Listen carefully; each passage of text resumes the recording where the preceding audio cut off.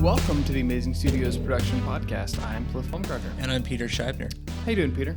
You know, it's been a really good week. Last week was kind of, it had a rocky end to it. And this week it's been able to sit back a little bit more and focus on some of the details in some of our projects. So this week for me has been about pre-production and wrapping up old projects, which is, that makes for a little bit more relaxing week. And also we started gearing up. I think a few episodes ago we mentioned that it's our 20th anniversary of the studio, and we started ramping up for our 20th anniversary party. Yeah, so stay tuned listen to the podcast. We have a surprise coming. August 4th is the actual event. Shortly after that, we're going to release a fun little video we made for our boss. So stay tuned because we will promo that right here on the podcast. Yes, and we also have hopefully a couple of exciting announcements that'll be coming at that event as well. So and stay some other tuned. Surprises. So yeah, that's exciting. Lots of exciting things happening here at the studio. How about for you, Cliff? Yeah, it's great. I mean, I know we talked about last week that we're heading up to the lake, to my family's lake house for a studio weekend, and that was really fun and relaxing. I felt significantly more relaxed. Yes. Since that weekend, because we had some stressful weeks leading up to that. Yeah, no, I agree, and it was good to kind of kick back. I took Kaylee, my little girl, up there, and she had a blast in the water, and then of course we all sat around getting our rear ends handed to us by Cliff at GoldenEye and Tony Hawk, circa 1994. That was. 98, I believe. Okay, it looked like 94. Yeah, it did. I forgot how bad graphics were back then. I know it's funny. Afterwards, Brian got a video skating game on his cell phone, and it looks better than the N64. Significantly better. Yeah, it's absolutely incredible how far that technology's come in really all areas. You know, we're part of what we're filming for the 20th anniversary. We want to have kind of a mid-90s look to it. Yeah. And going back and watching footage from back then and seeing that 4:3 aspect ratio and the scan and lines and the VHS compression, it's amazing how far we've come just in our field since the mid-90s. It's also amazing how difficult it is to make something look intentionally bad. It's very easy to make something look bad unintentionally, but when you're actually trying, it's surprisingly difficult. Yeah. No. So the lesson for today is if you're trying to make something look good, try to make it look bad because it'll probably look better than you're expecting. Yeah. It was funny. We were setting up for this shoot that we wanted to look like really old and like almost local commercial style. And just by instinct, as we were setting it up, it was looking really good. Yeah, the lighting was spot on. The angles were sharp. There was good movement, and the blocking was spectacular. Like, okay, really, we got to dial this back a little bit. We have to shove here. somebody in a corner. And throw harsh light on the wall and tell them to go. Yeah, it was bad. I think it'll be a fun piece, though. I can't wait till we can share it with our audience. Yeah, me too. I'm excited about that. So let's move into our first segment. Cliff, what have you been watching this week? Well, I saw AntMan. Which, to give people a peek behind the curtain, we record these podcasts about a week in advance most of the time. So by the time you guys are hearing this, AntMan will have been out for a few weeks, and I'm sure, there's already a glut of reviews out there. But for us, it just came out last weekend, and went to see it. Full disclaimer, I love Marvel movies. And Guardians of the Galaxy was one of my favorite movies of last year. Yeah, I would say we're all kind of Marvel nuts around here. Yeah, it's they're a blast. Even though in our first episode we talked more, we praised DC more than Marvel, but we are all Marvel fans, and especially what they've accomplished. Right. Yeah. And going into this one, I was the only person in the studio who wanted to see Ant-Man. I think I'm the only person who has seen it in the entire studio. Because everybody said it wasn't, they didn't think it was going to be very good.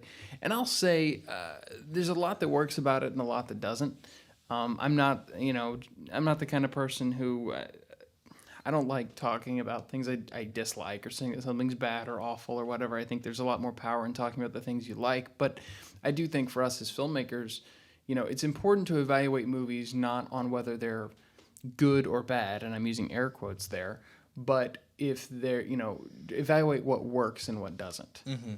Because, the old adage is, it is just as difficult to make a movie that doesn't work as it is to make one that does. Yeah.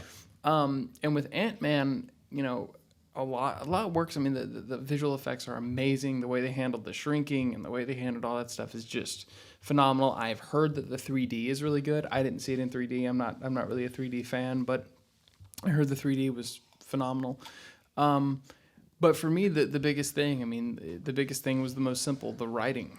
Just, I mean, it felt written by committee. Mm-hmm. You can tell, I mean, I know, and if you look in the credits, there's like 3 or 4 writers on it. Edgar Wright was on it for like 5 years, and then he left about a year ago.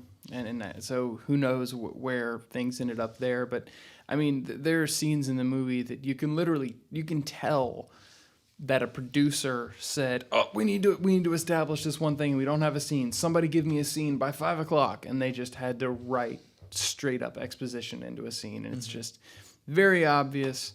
So, you know, it's not my favorite Marvel movie, but it's interesting to see what they could do with frankly, such a stupid character. I mean, AntMan has always kind of been the one that didn't make any sense in the Avengers. Yeah, I mean, they definitely had an uphill battle to fight in that they were working with a superhooter whose powers is to control ants. Right, I mean, right. That's not Right. That's not Iron Man. That's not the Incredible Hulk who turns green and smashes things. Right. It's a guy who shrinks down and controls ants. So, I mean, they definitely had an uphill battle. And just for the record, Paul Rudd is as charming and funny as he ever is. I mean, it's almost the feeling that Paul Rudd gives a performance that, in my opinion, is above that film. Did Michael Douglas fit in? Yeah, I mean, he again, it's one of those things where it kind of feels like you have a Mona Lisa hanging in my house.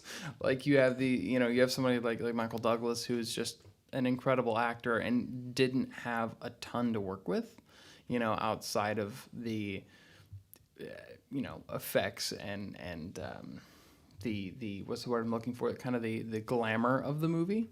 That's really what it relied on, where it's gimmicks of the shrinking and the growing and all that stuff. Which again, they did some really smart stuff. The scene, if you've seen it, the scene with the tank, to me is just genius. The way they used that was really smart and really fun. And Thomas the Tank Engine has a nice cameo, and that's really funny. But again, the actors within it really just didn't have a lot to do. Mm-hmm. But overall, I liked it. It's not, it's not Guardians. It's not even in probably my top 5 Marvel movies, but I think it was worth seeing. Okay. What about you?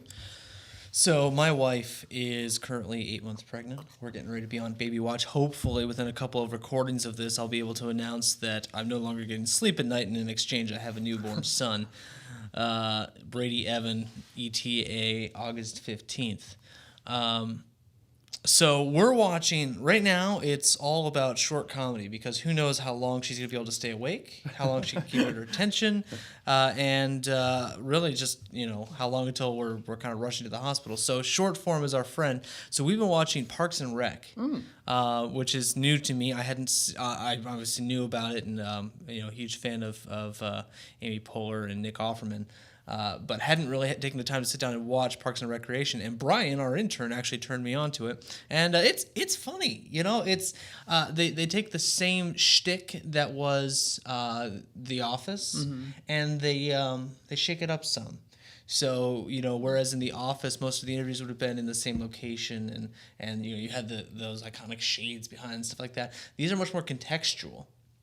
It's very common for somebody to be in an interview and then that interview instantly segue into the action instead of cutting away to the interview, then cutting back to the action. Or they'll be in an interview and things are actually happening behind them that are propelling the story forward. So it feels much more grounded and a little bit less mockumentary style, honestly, and more narrative in its form. Overall, I mean, I'm enjoying it. It's a good laugh. It's not something you're going to turn to and say, "Oh my word, the production value on this is incredible."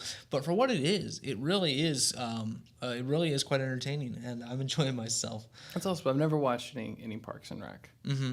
Yeah, I mean, they do a good job of building characters throughout the season, which is the new television anyway. Yeah. Is let's actually take some time over a season to develop characters and have a bit of an arc, as opposed to like the Bonanzas or things from the 70s where the characters, you could watch episode 1 and it'd be the same character in episode 100. Now there's much more of a push for character development and kind of an arc to people's stories. Right. I think TV is finally realizing the tools it really has, the long form narrative tools that it has at its disposal. Well, what's incredible to me is how much of television now. It used to be that Hollywood actors would not touch television because there was kind of a stigma to it. If you were a Hollywood actor and you eventually ended up on a television show headlining, it's because your career had failed. Right. And you couldn't make it in Hollywood anymore, and so you're settling for TV. But now, honestly, I see a lot more Hollywood actors seeking out these leading roles in television, and vice versa. Television actors who are making that transition into Hollywood. Look at the very successful Game of Thrones, and just how many of those actors have very, thriving careers. Peter Dinklage comes to mind in Hollywood, and yet they're still headlining that series. You look at Zooey Deschanel. What's her show? Was that Girls? No, it was New Girl. New Girl. New Girl. Zooey Deschanel has a very successful Hollywood career. Went to headline her own TV show. Still does stuff in Hollywood. There's no longer this stigma. And I think Amy Poehler is very similar in that after she got off SNL, she could have moved right into Hollywood.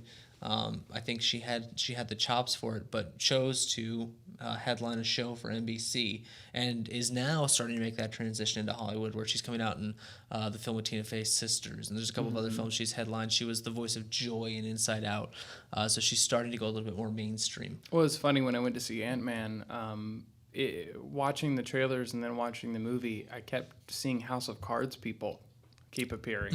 And I mean, now, don't get me wrong, a lot of these are guys who've been working for a long time, but the gentleman, and his name just escaped me, so I apologize, but who actually plays the villain in AntMan, he was played a wonderful role on first season of House of Cards, and then there's an Everest movie coming out that I think has some television people in it as well. So yeah, it's cool to see those people. Well, and Kevin Spacey is a great example. I mean, Academy Award winner, highly recognized, and then he goes on to do what is really at the time a radical idea, an original show for Netflix. So this isn't even television. Right. This is internet TV, and he's going to headline a show for them. That really is very courageous, but also it shows how all of the media sources now between Hollywood films and television and internet are all starting to get closer to a merge point. Right. I mean, and I think that comes back to there seems to be a buzzword going around in production today that is equally true for narrative and for even a lot of the more corporate and brand oriented stuff that we do, and that's storytelling. And I'm happy to see that, because it's always been about storytelling, but I don't think the industry has always acknowledged it as much as it probably should have. So I think that lends towards, when you have an actor like Kevin Spacey, he just wants to tell stories. And if he can do that, on a long-form television show and develop a character for 3 or 4 seasons, or if he can do that in a film and develop a character in 2 hours, it's a different. I have a friend, Tavis Baker, who's an excellent actor. He's been on AMC. He's currently in a play in Pennsylvania, actually. Incredible guy, but he always talks about the difference in between theater and film, and that theater is a marathon, whereas film is a sprint. I feel that's also true about television. Yep. For not just for actors, but for writers, for directors, for all sorts of production people. When you jump onto a feature film, it is 3 to 6 months or whatever of just intense work. When you jump onto a television series, it's 3 to 6 years of sustained effort and work, and it allows you to just tell a completely different type of story. And I'm glad to see that both are being acknowledged as valid. Well, and you and I have definitely more experience in the film world, where we would be on those sets for 1 to 6 months, and it right. is your life is dedicated to this, and I'm curious to find out as some opportunities have come up that we are exploring more television oriented content.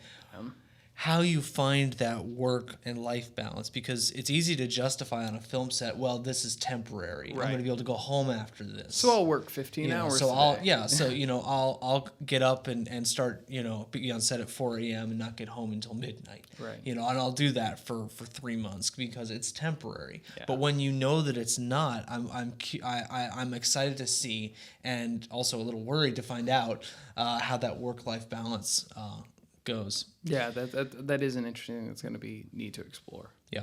So let's kind of move into the main topic for today now that we've digressed into the land of television for a little bit. Movie confessions. Movie confessions. Yeah. So we're going to do 3 categories. The first category is movies that you love that everybody else hates. Right. And by the way, this is a very fun game to play with your friends, play online. And please leave your movie confessions in the comments, either on YouTube, iTunes, wherever you're listening to this. We would love to see what yours are and see how you berate us for hours. Yes. So the first one is things you love that everybody else hates, then movies you hate that everybody else loves, and then a classic film Beloved by all that you haven't seen. Right. So let's start. Cliff, I'll let you start us. So, movie that a lot of people hate, but that I love. For me, I grew up on a steady diet of Smokey and the Bandit. That was a movie that growing up my dad loved, and I watched when I was way too young to be watching that movie, and have grown up with a real affinity for that film and kind of the era that it represents. It is the film that if I mention it around filmmakers, I'm called a hillbilly, but I absolutely, unambiguously love it. Hal Needham was, for anyone who doesn't know, Hal Needham directed that film, and I believe he worked on the story as well. But he is the guy who kind of took Hollywood stunts, and specifically Hollywood stunt driving, to the place we now know it today. He was a genius with that kind of stuff, and he made a series of films about drivers, and that Smokey and the Bandit is probably the best well-known. And the craziest thing about Smokey and the Bandit is it's actually an Oscar-nominated film. I believe, if I remember correctly, it went up for an Oscar for editing against Star Wars. Which Hard to imagine they were in the same year. I know, and I also can't imagine a worse year to get nominated for anything than when you're facing Star Wars. It's kind of like being a film the same year as The Return of the King. Right. Or Titanic. Yeah, you're done. Yeah, I mean, it's just, you sit back, enjoy the show, it's free food, and that's all you're going away with. You go to lose. Yeah. Yeah. I remember the year that Lord of the Rings won the Academy Awards, and Best Foreign Film, the category for Best Foreign Film came up. And the winner got up to accept their award, and they said, "I'm just thankful that the Lord of the Rings wasn't eligible for this category." Yeah, I think at a point they'd won 7 of what would become 11 Oscars for the night. That I remember watching that ceremony, and it was just there was no surprise. Right. Every time they get up, oh, Lord of the Rings is getting it. Big, yeah, whatever. Yeah. So, all right. Film that I love that gets really no love from anyone else. Is and please don't mock me for this one. It is a genuine confession. The Peter Jackson's King Kong got absolutely slammed by the critics, and the fans said that they hated it because it was long and it was plotting, and it took forever to get to what people wanted to see, which was King Kong climbing the Chrysler building and swatting at airplanes, which didn't come until the last 5 minutes of the film. I love that movie. It's just, I watched it the first time and I don't know, maybe it's because the movie is about a film crew going to this island, and so I had like this nostalgic connection to it. And Jack Black was in a different role for him, and I don't know. Every time I watch it, I'm like, wow, I just love this movie. This makes me happy. I've never seen it. I've still never seen King Kong. There's a lot of people who get that from, and I would say watch it knowing that I love it. And so if you hate it, please just don't let me know, because I just it's unashamed fanboyism over King Kong. Well, the upside of that is at least it's a Peter Jackson movie. Mm-hmm. Yeah. What's the upside to that? I mean, have you seen The Hobbit? No, I avoided the Hobbit films. which I do need to see them, but those are some Peter Jackson, we love you. We respect you. You shoot on Reds. We are big fans. You made it impossible to buy a Red Epic for the first year. Okay, that was kind of a douche move. Yeah, a little bit. Yeah. Buying all of them. All of them. Hey, Red, I'd like to buy everything. Yeah, I wonder if he already has the dragons. The weapons. They're not out yet, so if he does, he's the first. Which probably means he already has He it. did get the Mysterium before anybody else did, Yeah. and he shot a short film that not many people got to see. I saw about half of it because it was kind of pirated out. But it was a World War I short he shot that he entered in festivals and never released. That's how you know you roll deep, when you're like, I'm gonna make a short film. What's something like cheap and easy? Oh, World War I. Mm-hmm. Yeah, that's rolling deep. Yeah, so for me, King Kong is a film I love. All right, so the next is classic beloved movie that you can't stand. What's your first? Oh, this one I don't understand. And if you like this movie, I don't understand you. And You're about to insult people's childhoods. I'm gonna say don't take it personally, but you really should, because you should re-examine your life if you like this film, and that is Willy Wonka and the Chocolate Factory. Oh my word! I hate that movie. First off, it looks like the whole thing was shot by somebody who's on acid. I mean, it's plotting, it's long, it's got psychedelic colors. Horrible acting, horrible set design. The whatever Munchkins are terrifying. They really are. This is a children's story, people. A children's story, and all the children die. It's Oompa Loompas, by the way. Okay, the Oompa Loompas, and all the children die in horrible ways. Yeah. The tunnel. Do you remember the tunnel? The tunnel sequence. I mean, it's amazing because it's so horrifying. Mm-hmm. Now, I actually liked Charlie and the Chocolate Factory with Johnny Depp. I felt like that was a little bit more grounded. Which I still haven't seen. Willy Wonka and the Chocolate Factory. My children will not see it. I refuse to watch it again. If you like it, please leave a comment saying that you hate me, and I will simply ignore you. Well, the funny thing about that movie now is that Roald Dahl, who wrote Willy Wonka and the Chocolate Factory, super weird guy. He later went on to write erotic fiction and actually brought references to his own work in as innuendos. Mm-hmm. He uses snozberries to describe something entirely different later in his career.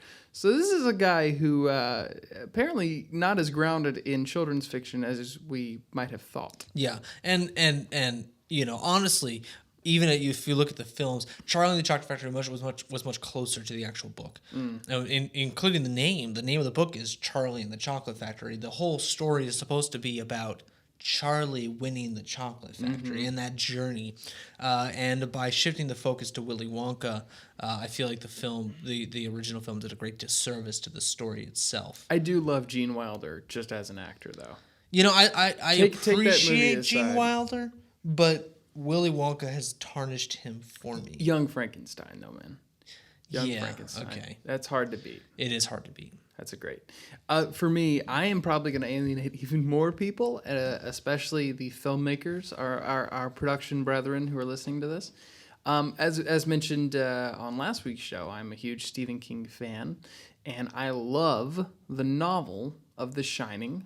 I think it's a genre-defining work. It's absolutely incredible, very deep, very dense, and just a great book.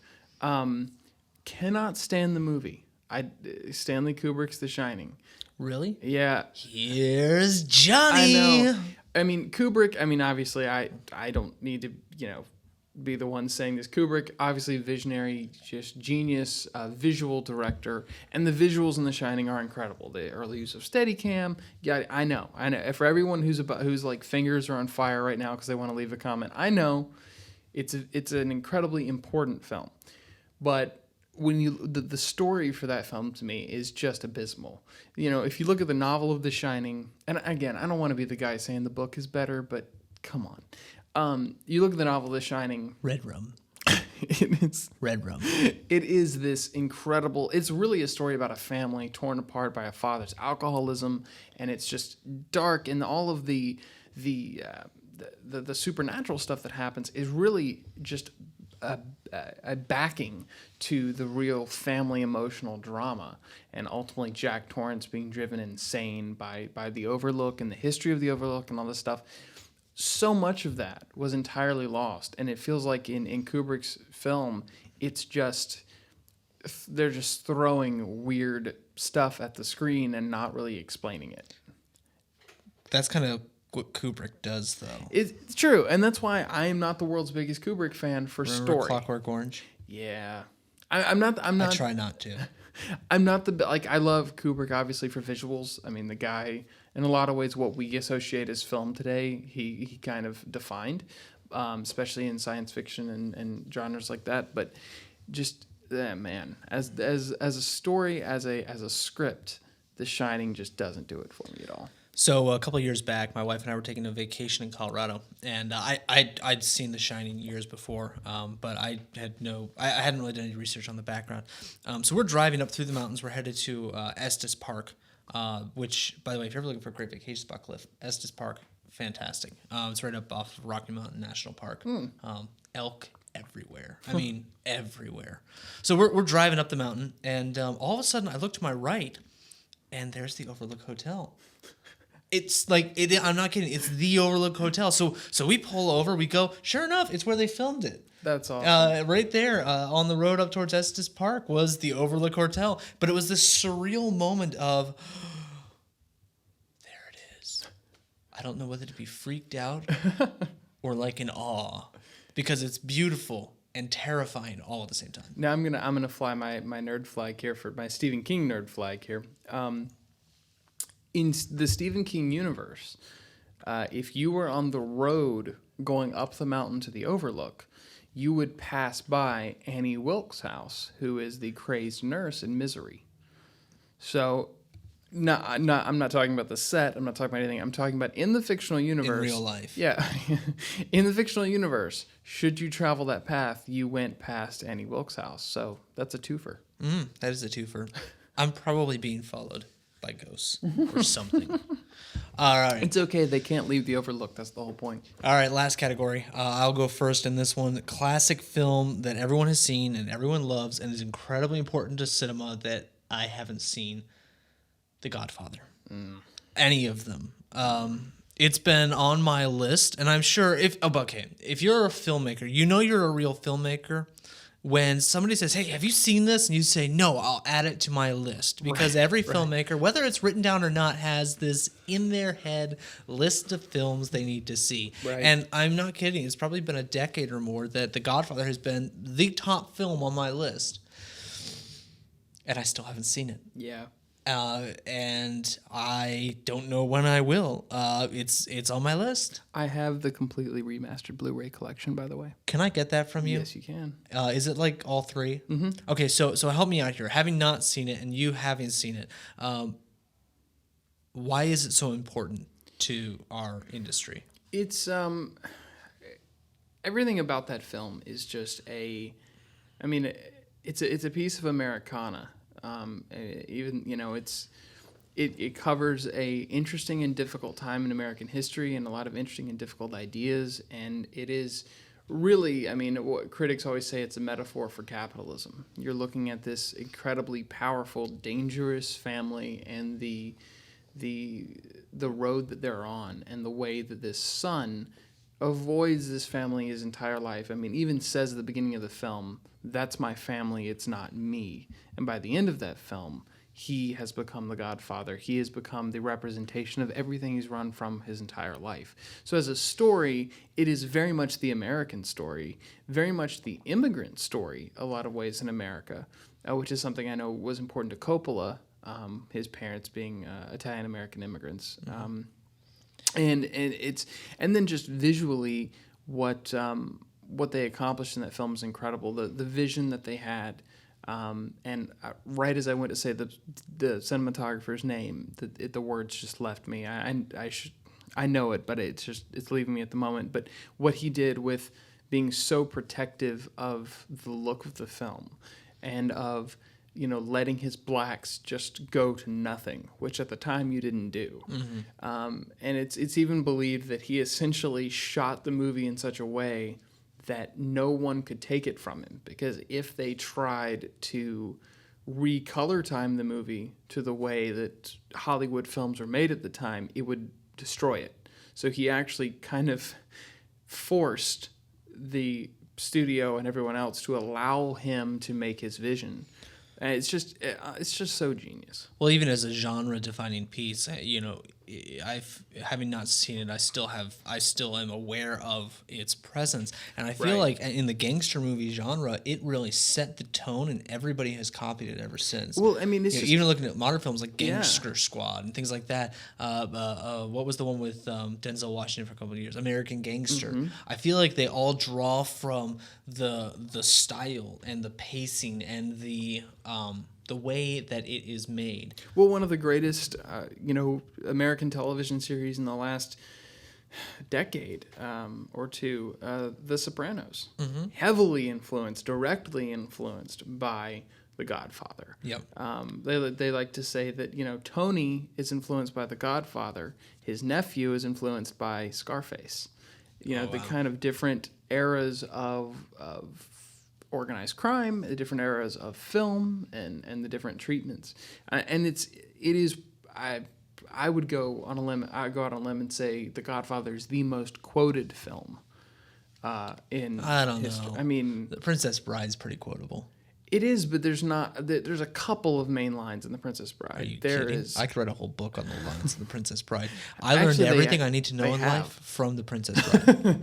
There is, I mean, so it's hard to go a week without hearing a Godfather reference. That's true. It's incredible what it has become in American pop culture. All right, your turn. Mine, man, I'm gonna get some hate on this. Mine's more contemporary. It's The Incredibles. Really? I've never seen The Incredibles. It's one of those that's been on there. I know as a comic book nerd, as a superhero nerd, everyone says, "How have you not seen the greatest superhero movie ever made?" And that's The Incredibles. It has escaped me. We actually have a guy here in the office, Brandon. He's our creative strategist, who is an Incredibles nut. And I think he has 3 or 4 different versions and copies of the film. And he's been saying he'll lend it to me. So I need to. I have it at my fingertips now, and I've got to pull the trigger. Yeah, I mean, The Incredibles was this, pardon the pun, incredible homage to classic superhero films, but also a treatise on modern superhero films. Their opening scene, and I'm not going to give it away for you, but their opening scene is in 4:3. And it's as if it's being shot for like a television interview, and it's it creates a world, and like any Pixar film, it has incredible value to it. It has incredible storytelling to it. You at the end of the day, the moral of the story is family is more important than anything. And I mean, it's so hard to weave a good moral message into a film.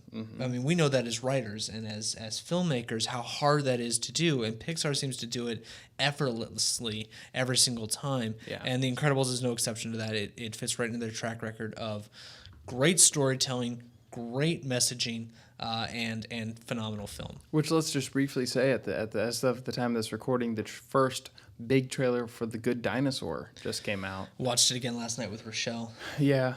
Waterworks from anybody yet? It's going to be another one that has a lot of the feels. I don't know if it's going to be quite as emotional as, say, Up, or honestly, a Pete Docter film. Well, yeah. I mean, it's hard being that you mostly don't have human characters. I'm excited to see how that world is going to pan out, because as I'm looking at it, the world itself is perfectly animated. I mean, it looks like it's photorealistic. Yeah.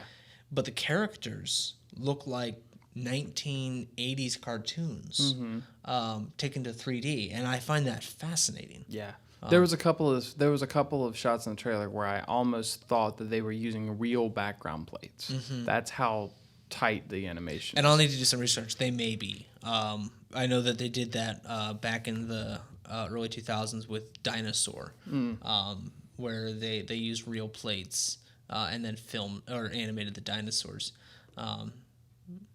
this would obviously be a Pixar spin on that. Yeah. But Way to go, Pixar. Way to go, Pixar. You guys, I mean, Fool us every time. Not that they need us going, keep at it, guys. You'll get there. But no, they're incredible. I hope they listen to our podcast someday. Yeah. Well, I mean, they have a bunch of employees, so maybe eventually we'll let somebody there. Yeah, that'd be nice. That'd be fun. All right, well, we need to wrap up for the day. Need to get back to work. So What's that? So again, the typical ending. If you're watching on YouTube, feel free to download this on iTunes. If you're listening on iTunes, hey, go watch us on iTunes or on YouTube, which is an easier place to leave comments and get into fights and get angry at us for our picks on any of these things. And you can see our faces. Yeah.